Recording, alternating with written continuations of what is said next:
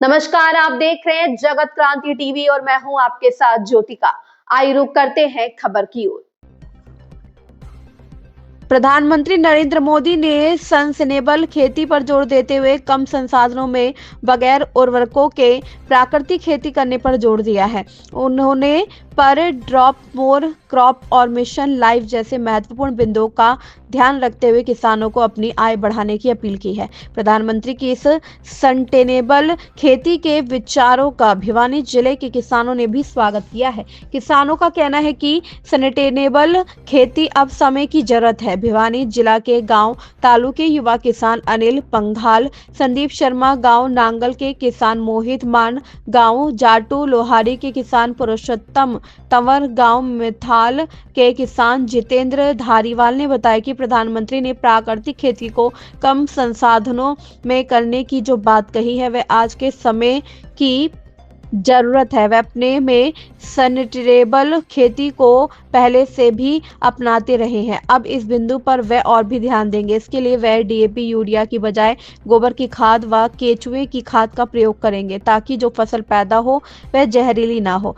इसके साथ ही पानी बचाने के लिए विभिन्न फसल चक्रों को अपनाएंगे। इससे जमीन की उर्वर शक्ति बनी रही तथा आने वाली पीढ़ियों के लिए जमीन बची रहे व राष्ट्र उन्नति कर सके। किसानों ने कहा कि प्रधानमंत्री ने सस्टेनेबल खेती की जो बात कही है उसका वह समर्थन करते हैं। किसान को आर्थिक रूप से सक्षम बनाने के लिए सस्टेनेबल खेती को माध्यम से खेती की लागत कम होगी तथा कम संसाधनों में खेती की जा सकेगी। इससे उत्पन्न होने वाली फसलें भी स्वास्थ्य के लिए लाभकारी होगी तथा देश का स्वास्थ्य का खर्च भी बचेगा। इसके साथ ही हमारा पर्यावरण भी स्वस्थ रहेगा। कीटनाशकों के प्रयोग की बजाय वह प्राकृतिक कीटनाशकों का प्रयोग करेंगे। इससे फसलों के लिए महत्वपूर्ण कीट भी जीवित रह सकेंगे। उन्होंने कहा कि प्रधानमंत्री ने सस्टेनेबल खेती को लेकर आह्वान किया कि थाली भी भरी रहे, जेब भी भरी रहे और धरती भी सुरक्षित रहे के नारे को आगे बढ़ाने के लिए वे कार्य करेंगे। भिवानी जिला के इन युवा किसानों के लिए सस्टेनेबल खेती के महत्व को समझना भारत के कृषि क्षेत्र में सुरक्षित भविष्य को दर्शाता है। भिवानी से सोमवीर शर्मा की रिपोर्ट। सभी को राम राम जी।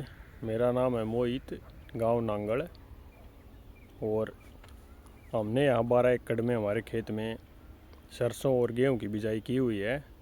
जैसा कि सरकार द्वारा योजना चलाई गई है सस्टेनेबल खेती की, उसके तहत हम कम पानी वाली फसलें जैसे सरसों होगी, बाजरा होगी, ये उगा सकते हैं और रासायनिक खादों का कम प्रयोग करके जैविक खादों या फिर प्राकृतिक संसाधनों के द्वारा या फिर फसल का भूसा और जो मटेरियल बचता है, अवशेष जो भी बचते हैं उनको खेत में मिला के अपने खाद ज़मीन की उर्वरा शक्ति को बढ़ा सकते हैं।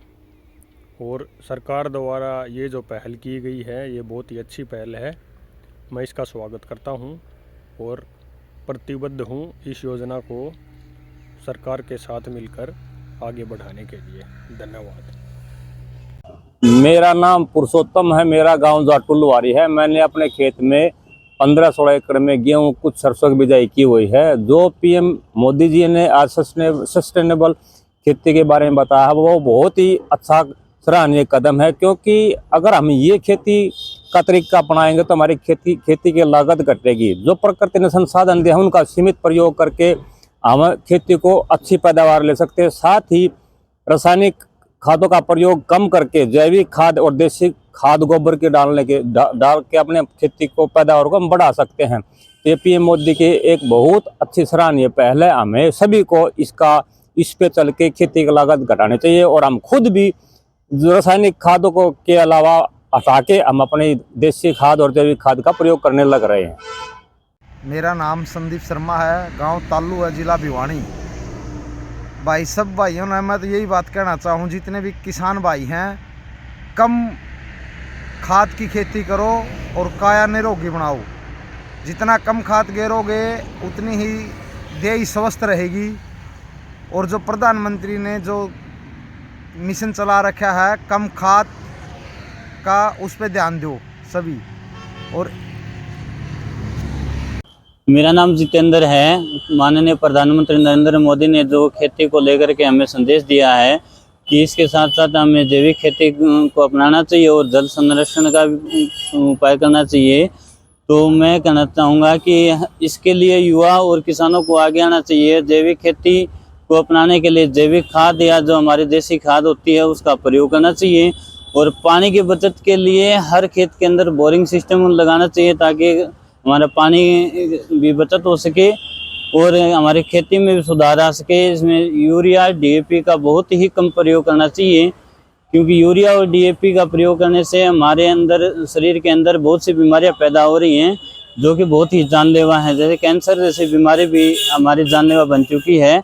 तो इसको कम करने के लिए हमें जैविक खेती का या देसी खाद का प्रयोग करना चाहिए। मेरा नाम अनिल पंगाड़ है, गांव तालू, जिला भिवानी। मैं करीबन 2014 के बाद 1 एकड़ जो खेत है उसके अंदर तो कुछ भी नहीं डालता, ना कोई डीएपी, ना यूरिया, न कोई कीटनाशक है।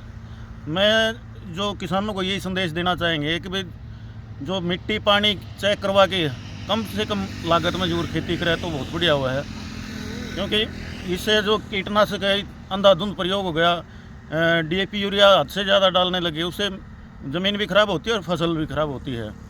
तो मैं तो यही कहना चाहूँगा, जो प्रधानमंत्री जी ने जो संदेश दिया है उसके ऊपर युवाओं को आगे आना चाहिए और बेहतर तरीके से खेती करनी चाहिए। जींद के अंदर एक कीट साक्षरता मिशन चला हुआ है, वहाँ लाखों किसान हैं, ना कोई जो खाद कट्टा डालते मुट्ठी से, वो 2 किलो डीएपी, 2 किलो यूरिया, आधा किलो जिंक का घोल बना के उसका स्प्रे करते हैं और कम लागत में और बढ़िया पैदावार होते हैं। इस खबर में बस इतना ही। बने रहिए जगत क्रांति टीवी के साथ।